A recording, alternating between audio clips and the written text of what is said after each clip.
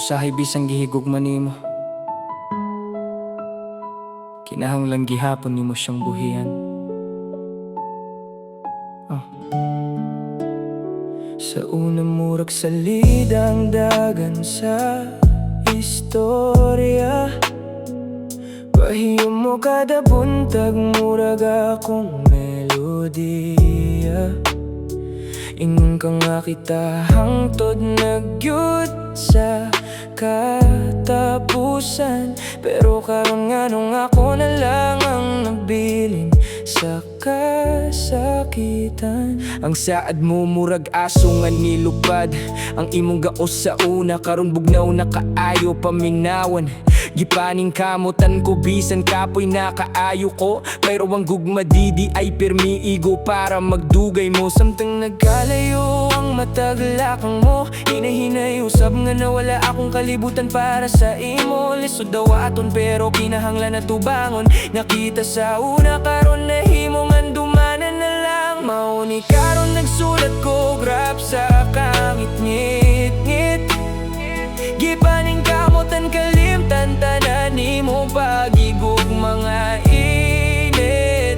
Atong gugma sa una murag kalayo kasige, karon na po na lang agitangay sa hangin palayo.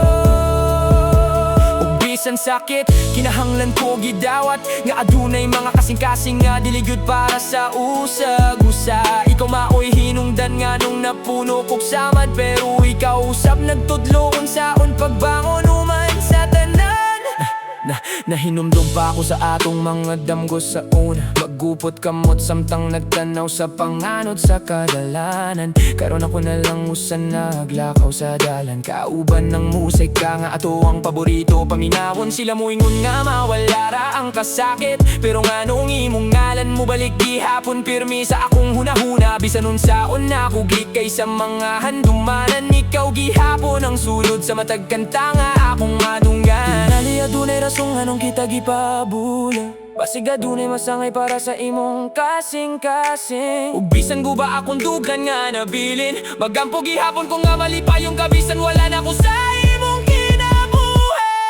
Mauni karon pa na yung gihapon ko sa biyahe, bisan adunay samad nga lisod kaayo.